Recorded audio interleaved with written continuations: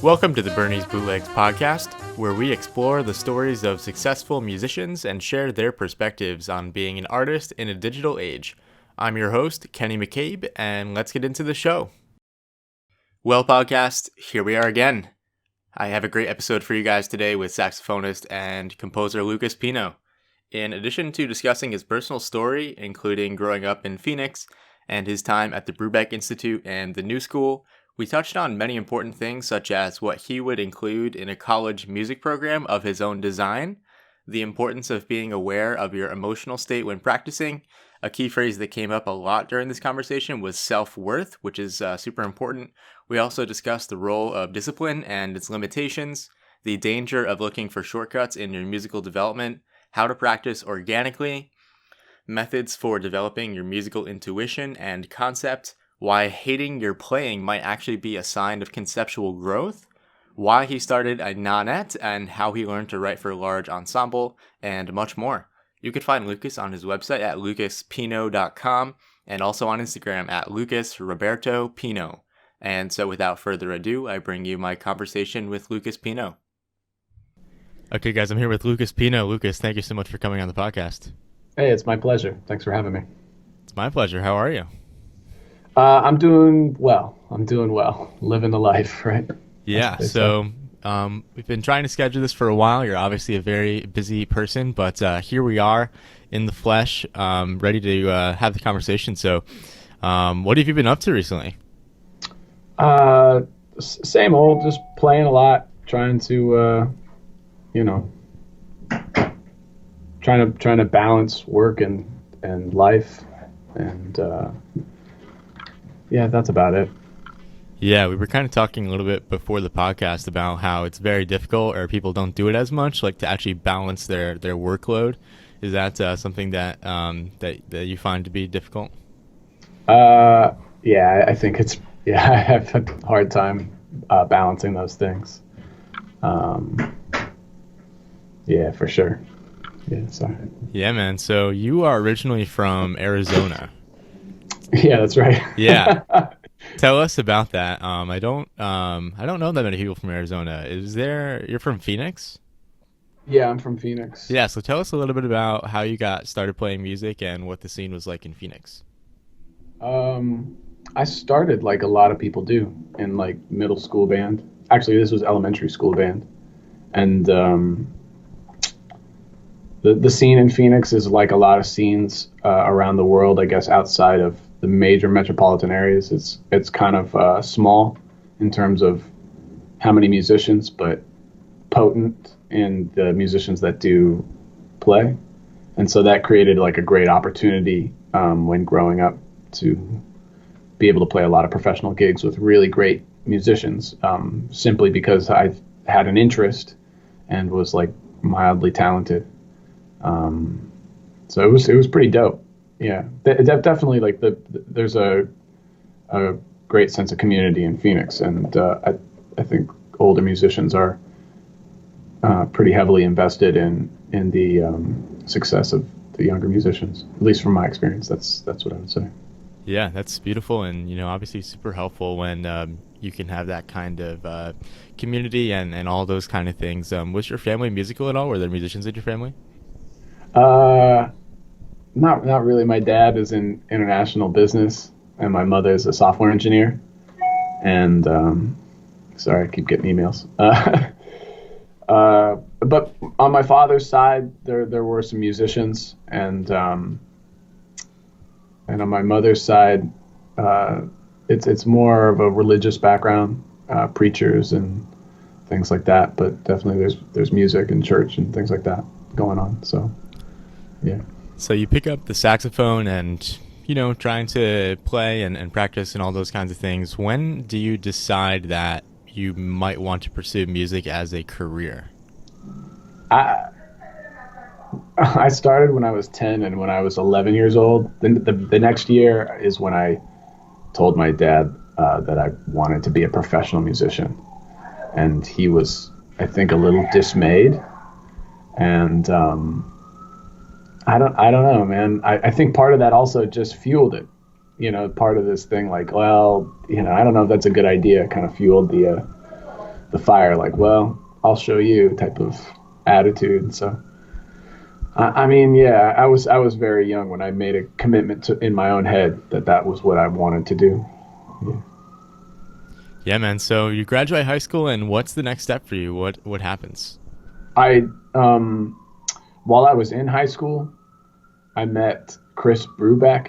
He was a guest artist composer in a I don't know what you would call it. It was like a citywide all high school all-star band, and they still do it. It's called the Young Sounds of Arizona, and he was our special guest.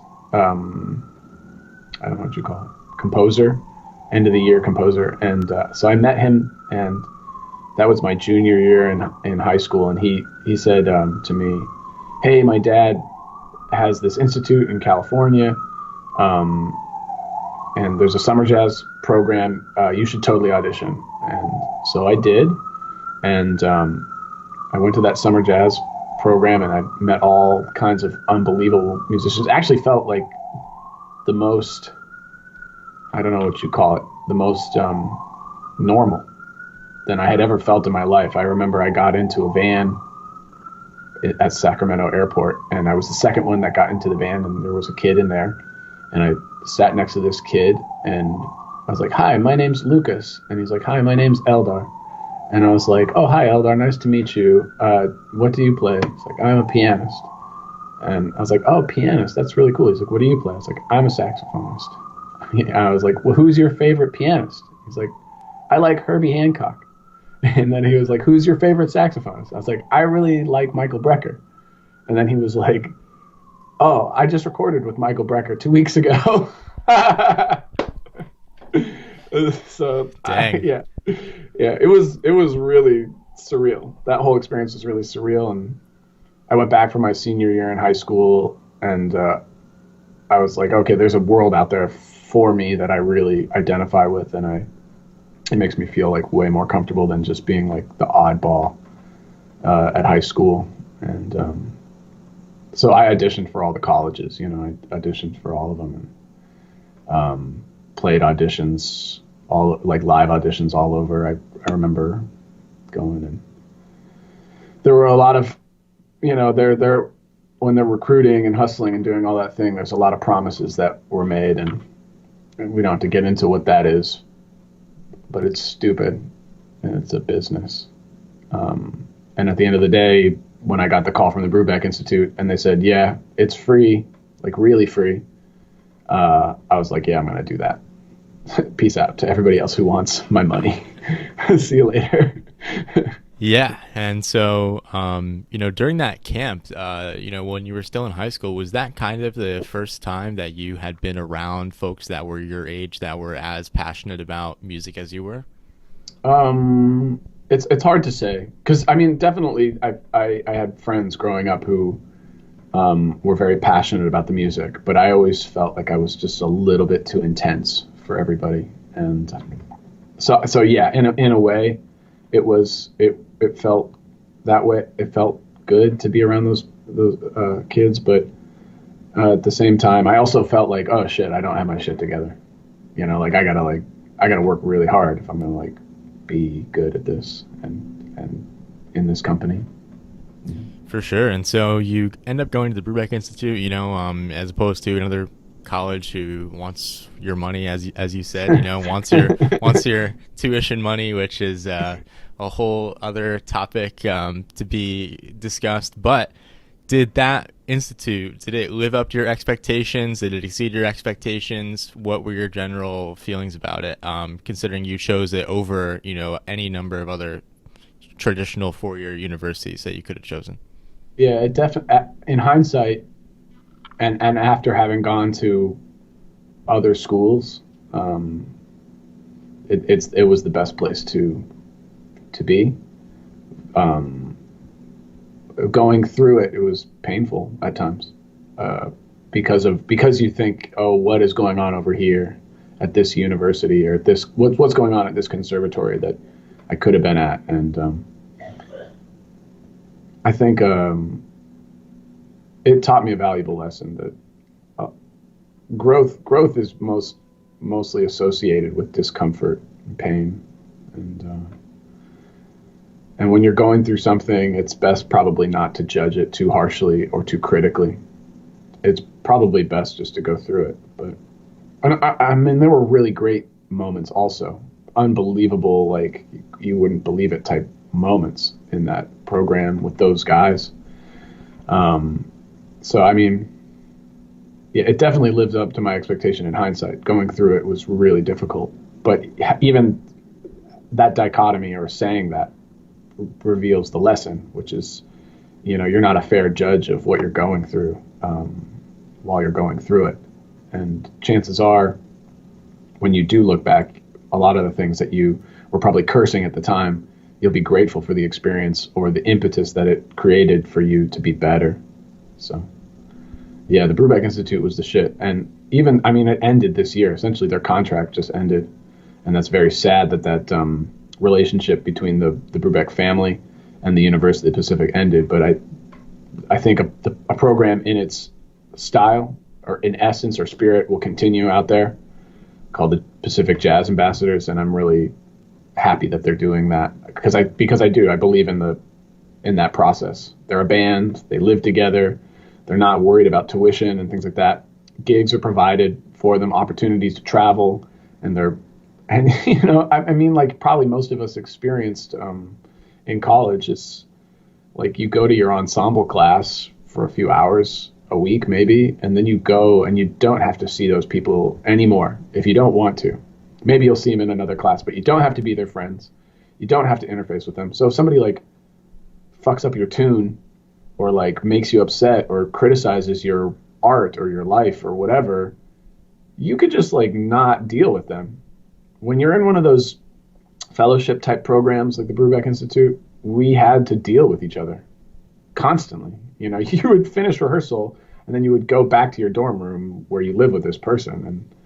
And there was this expectation that we were always together and hanging out. And I don't know, it did something. It was really just an opportunity to face a lot of the bullshit that you are when you're that age, whether you liked it or not. And some people didn't respond well to that. And some people really responded well to that. And, I think at least to have the opportunity is important.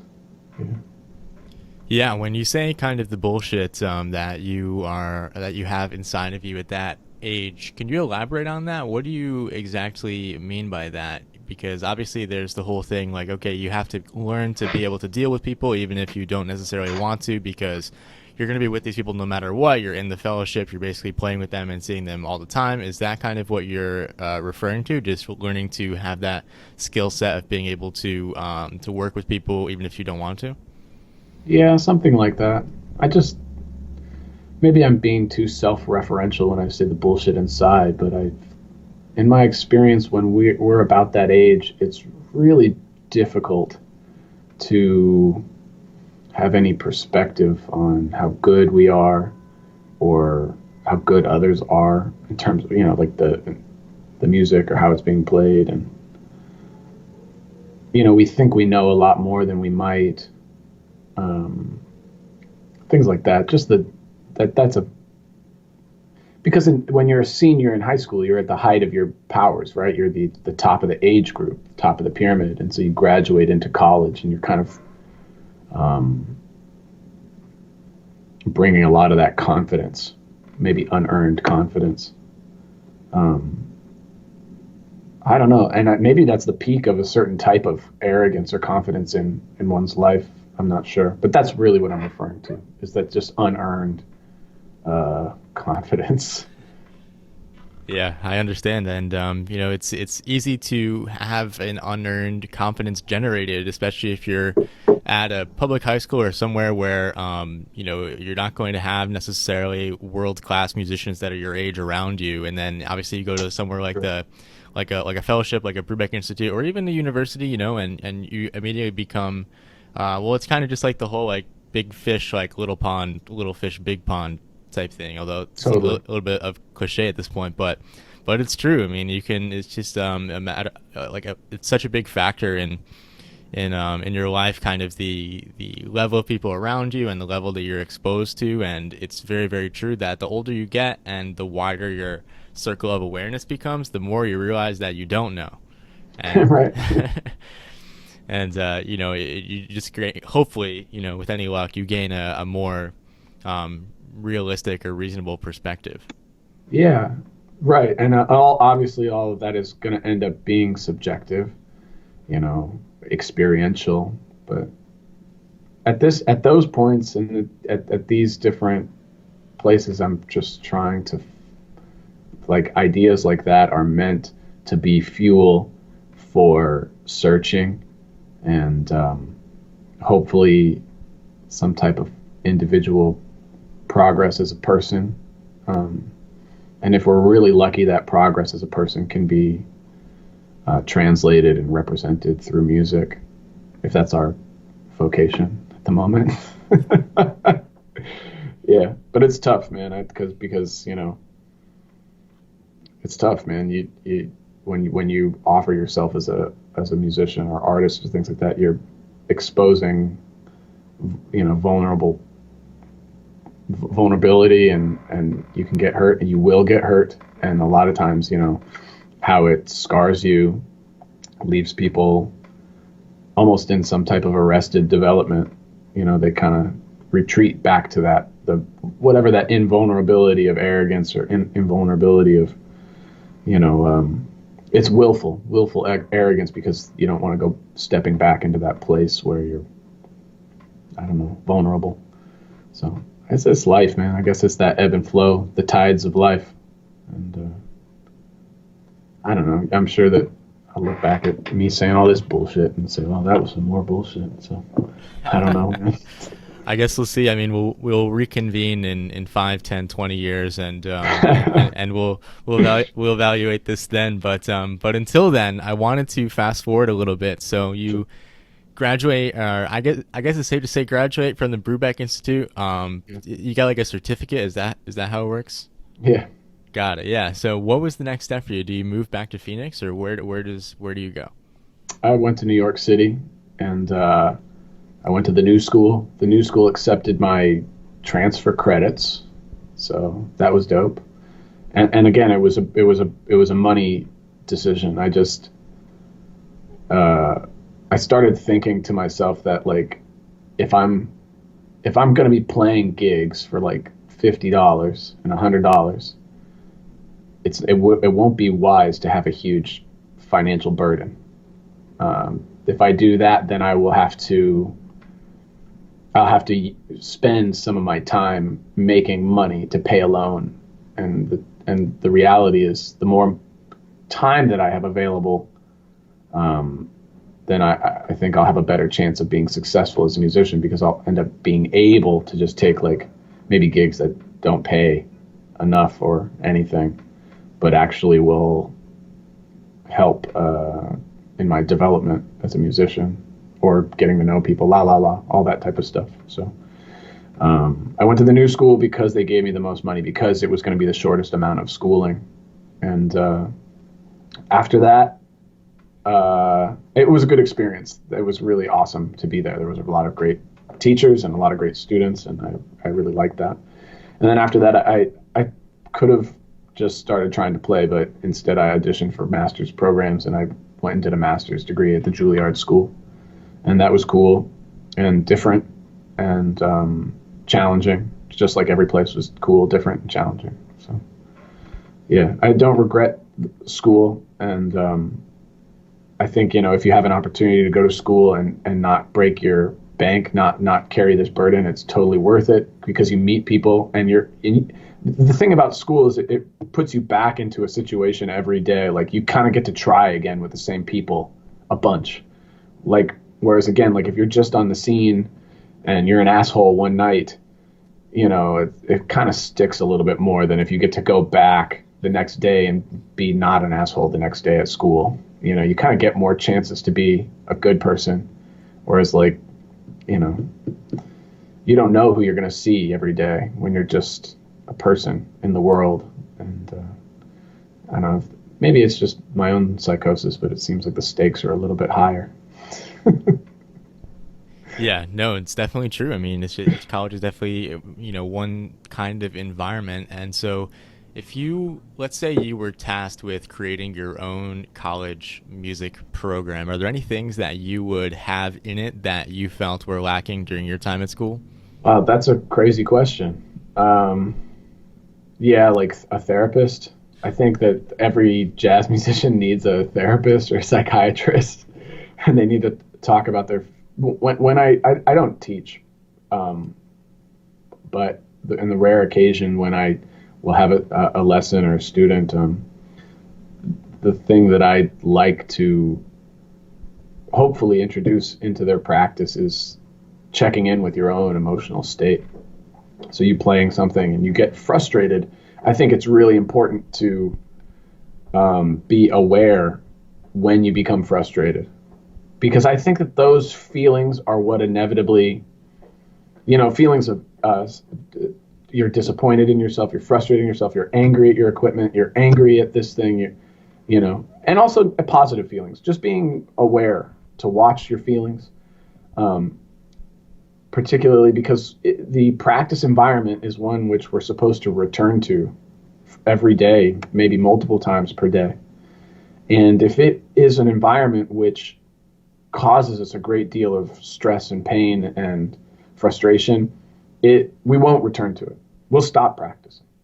So I think what's important about checking in with your emotional state when you're practicing is trying to build a space which is nurturing, which is positive, which is encouraging. A lot of times I tell my students, you have to treat yourself like you are the parent of your own child. You have to, there's two versions of yourself. The learning part of yourself is still the child, always will be.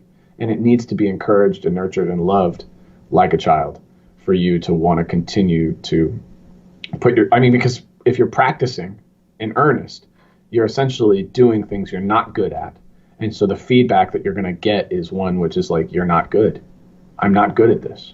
And that hurts. It hurts your ego. It hurts your sense of accomplishment. It hurts.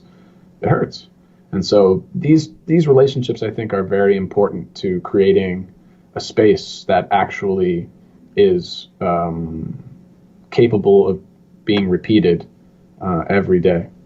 Yeah. So that's what I would build into a curriculum is, how are you feeling when you play? Do you want to talk about where that's coming from? Because honestly, you need to be feeling better if you're actually going to confront the things that you're terrible at, that are inadequacies. You already have to come to the table more complete, more whole, more feeling self-worth if you're ever going to actually address the problems in your playing or in your ability to play with others. So that's what I would add. Yeah, and just in your own day-to-day experience, if you are having negative thoughts or self-critical thoughts when you are trying to get into the shed, as it were, will you sit down and try and be self-aware and try and get into a different mindset, or will you just come back to it a different day when you're feeling more positive about it? Or will you force yourself to do it, or will you come back to it? Well, yeah, because that's a good question. Because forcing ourselves to do things is what we would call discipline, and I do believe in discipline. My friend Paul Sakivi, I remember on a gig once, he says, "Man, you talk about discipline so often. Your one of your records should be called The Disciplinarian." And so I do believe in like you force yourself to do things, but it has to be buffered by a practice of. I think the issue is building tolerance, right? Like if you don't just go to the gym and put like a huge amount of weight on your barbell, you start with little weight, which means like if you're trying to build up a practice routine like Charlie Parker had, if you're trying to practice 15 hours a day, you don't just start doing that. You have to actually gradually build it up, and you have to be aware. So I do believe in disciplining yourself to practice every day, if it's possible, with your schedule or whatever, if you have the wherewithal. And if you're feeling like shit, that is part of practice. It's about redefining what we think is acceptable. I see this a lot in students, is like, is this the most effective thing that I could be doing right now? Is this like the most, I gotta find the quickest path to success. This, your practice is already fucked. It's already fucked.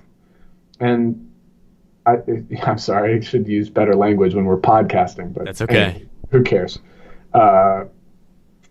The point is that to reinvent what it even means to practice. Everyone at some point has a negative connotation with practicing because no one wants to be disciplined and everybody wants to just be great. And there's all of these things that we have to essentially deal with if we're going to have effective, meaningful, lifelong practice. Yeah. So yeah, I do think people should discipline themselves to practice, but in the course of that, the first thing, if they're feeling like crap or if they're feeling like, dang, like I really don't want to do this right now, ask yourself why. Why don't I want to do this right now? And then you have to understand that part of that asking is the practice. That you maybe you never practiced dealing with those feelings, and now it's become this like dark cloud over your whole,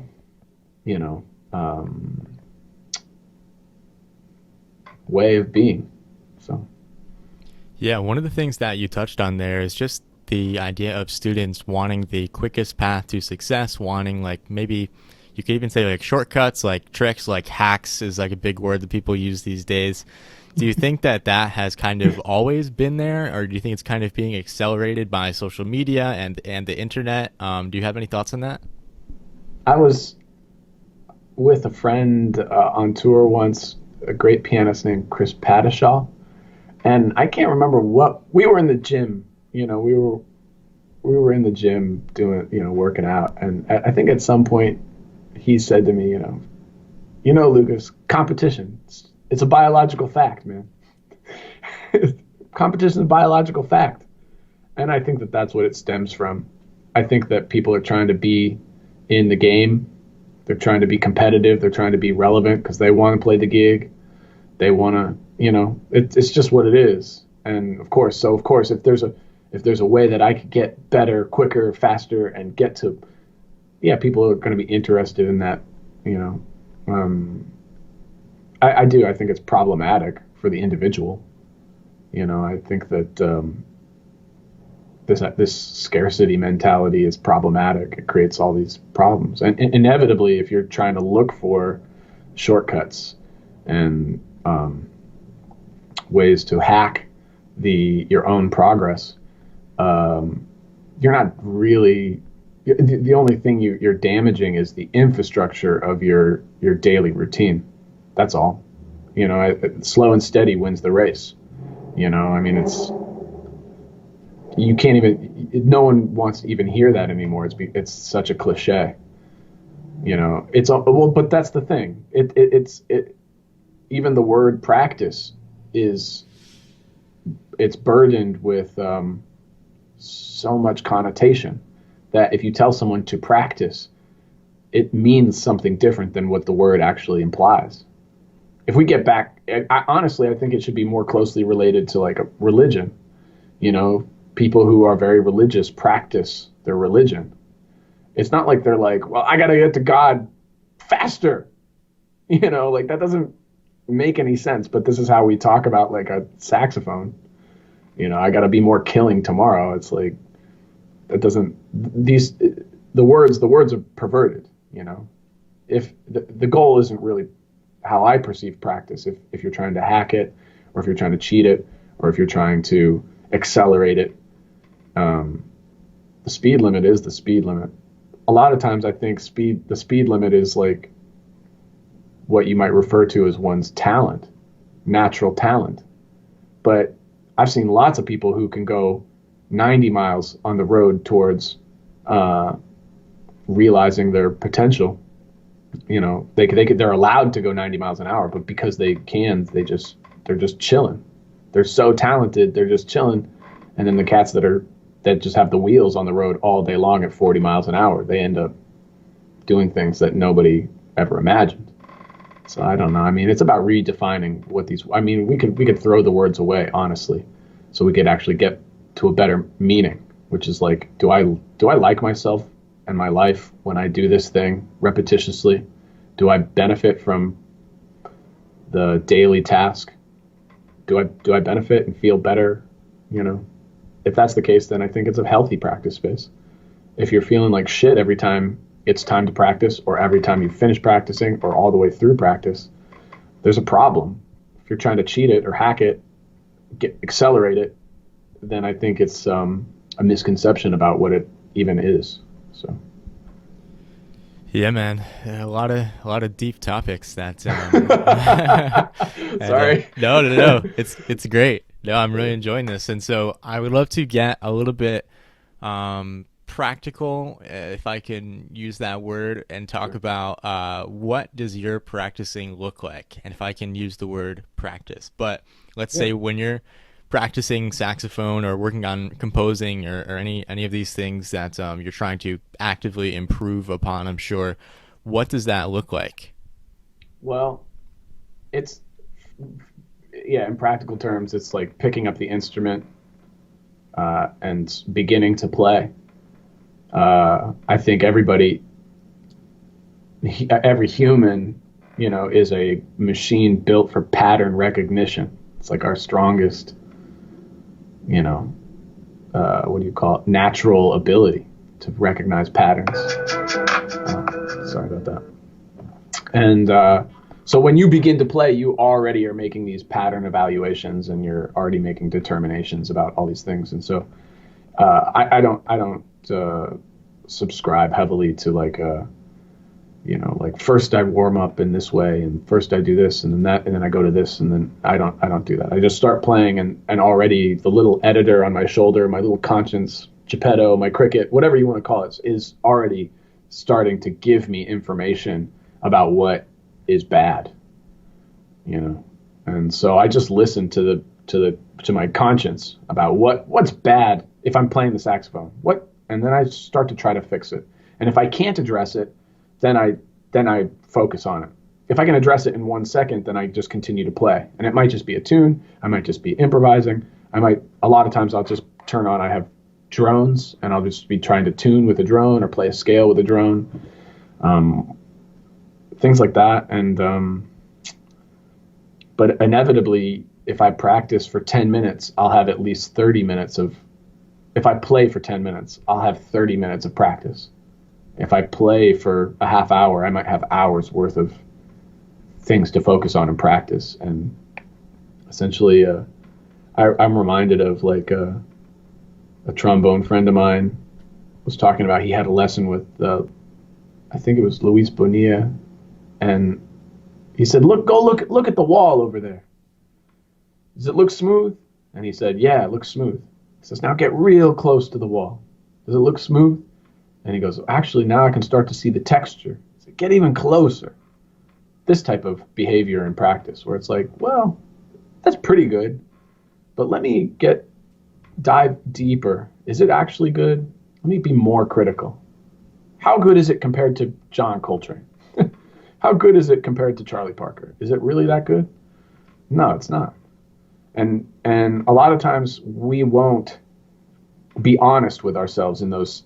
First, you have to teach yourself to be honest about the evaluation.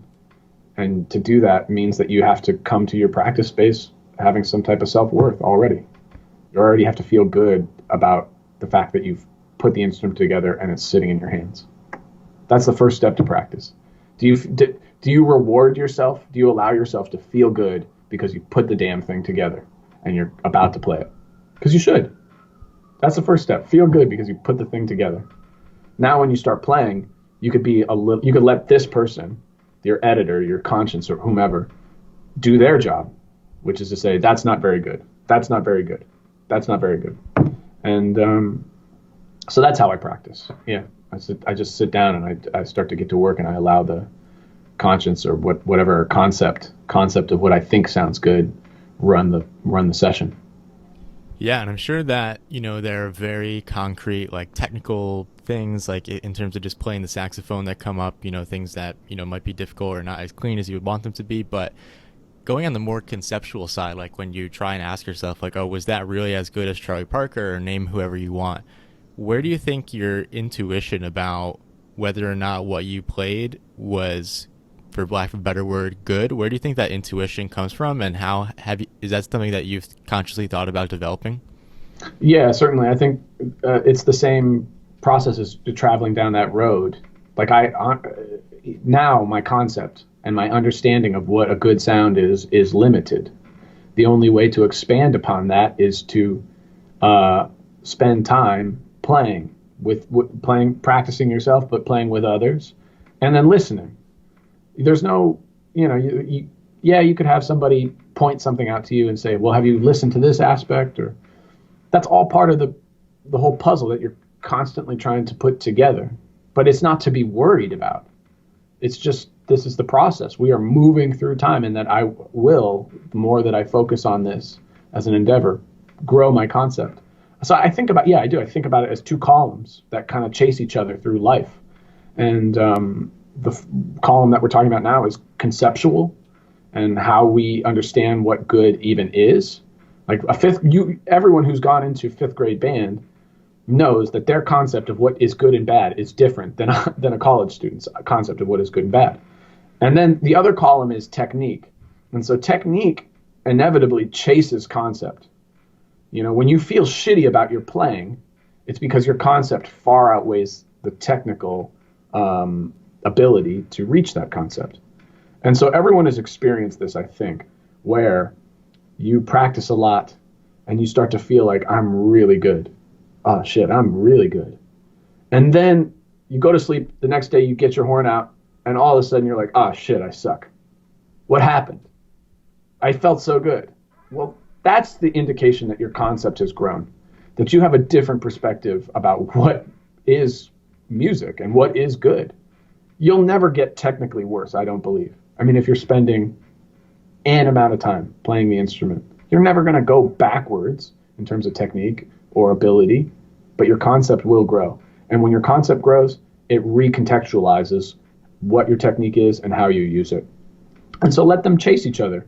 You have to grow your technique up to your conceptual limit, and then this will break. Your concept will grow. You will see and be able to hear beyond, because your technique has reached that. You can't just grow concept forever without a technical ability. It is like traveling down the road. It is the mirage. Your concept is that mirage down the road. So I think that's just a natural process. The more time you spend in those zones, the better. Who knows? You might spend 15 hours and this person spends 15 hours, and they're not equal because the talent may not be equal. The intelligence might not be equal. The empathy or whatever, it might not be equal. But your time is your time. The time that you spent practicing belongs to you. It's your own individual religious practice. That's all it is. And so I think, and then there's something that feels good about that, right? This belongs to me. No one else can do this work but me. This is my own personal musical journey, and I'm curious about where it will go. That's a great feeling. All of a sudden, you take it back out of this environment of everything is competition and everything is like me trying to prove how good I am to everyone else and myself. It just becomes like, well, this is my road and I'm going to travel it. That's kind of nice. Kind of gives you that space, or at least it has made me feel as though I have a space where I can just be bad at stuff again, because I'm supposed to be bad at it, at least right now. Yeah. No doubt. Nothing more to say about that. I mean, well, there's a lot more to say, but I mean, man.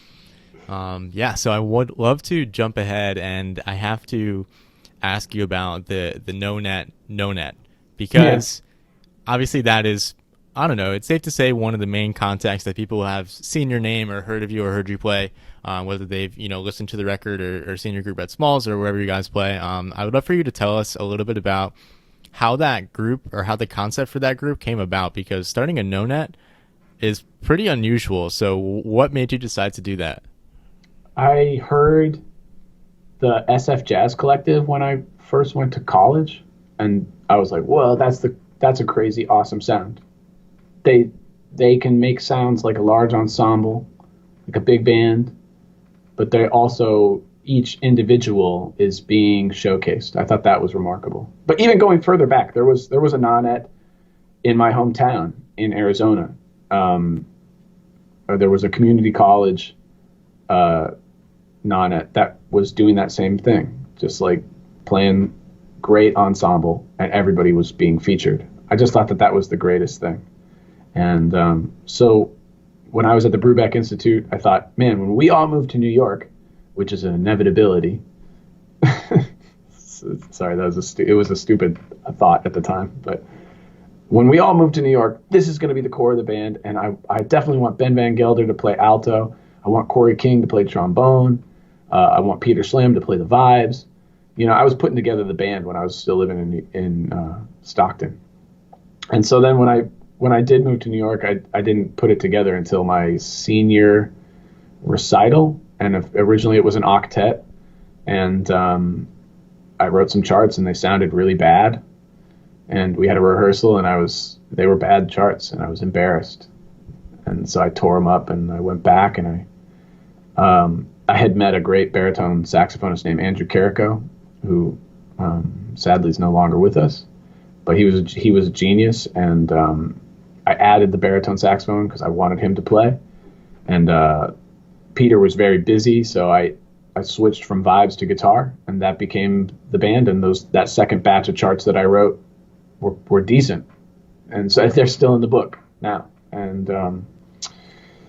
so that's how it started. Just as you know, I love big band. I love orchestra. I love John Williams. I think John Williams is like the voice of our generation, right? He's like our Mozart. And so I just like, and I like ensemble. I like people playing together. I like people listening to one another and trying to blend their sounds. And I just like that whole thing. So the NoNet was the logical conclusion of wanting to take 12-minute solos and occasionally play a stupid shout chorus.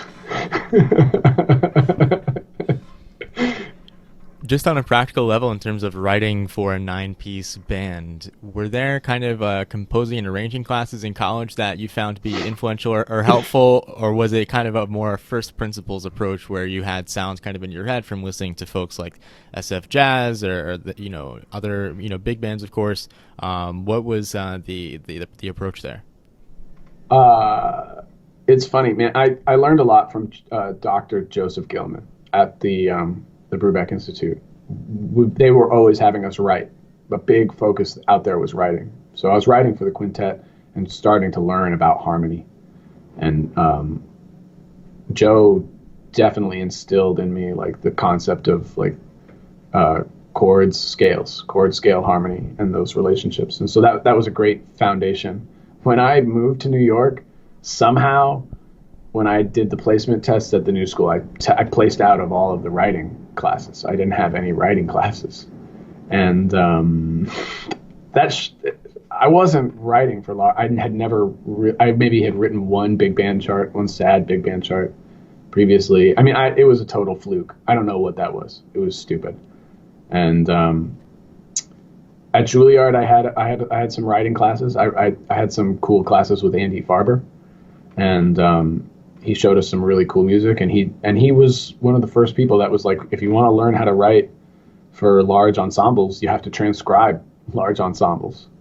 And I haven't done a ton of that, but I've done enough to recognize the value in it. I don't know, honestly, man. I watched Glenn's podcast, and he's right. This whole gig is just guess and check. Like, that's this whole gig is just like guess and check, which means like just be vulnerable, try some shit. It's probably going to be wrong or bad, and that's not the end of the world. It reminds me of that old saying, like when you see a woman who's pregnant, nobody. Well, this is a bad joke, but when you see a pregnant woman, no one asks her how many times she's been fucked. Everyone just says congratulations. And I think that on our pathway to, in our musical path, it's like the same thing. If you're bad, there's really not a lot of consequence to it. If you're bad, no one's going to remember who you are or care. You're totally invisible to anything or anybody that matters. As soon as you start producing good things, is when people will start to take notice. So don't worry about it. Just live in that bad space, work in that bad space, work it out. That's what I did. And I'm still doing it. Still guess and check. When I write, it's still guess and check. I understand harmony. I understand voicings. I've learned a lot. I've taught myself a lot over the years. But in the end, it's just like, just a lot of bad stuff. A lot of bad stuff and throwing it away. Yeah, I mean, that's definitely the process. And so tell us a little bit about any projects or any thing you have going on recently or anything that's on the horizon, especially as we're heading into 2020. I was really happy the NoNet played the Brubeck Festival 2019. That was so dope. And I ended up writing a ton of arrangements for, Dave's music. And that was just the best. I feel like I owe like the hugest debt of gratitude to the Brubeck family and to Dave and to Chris.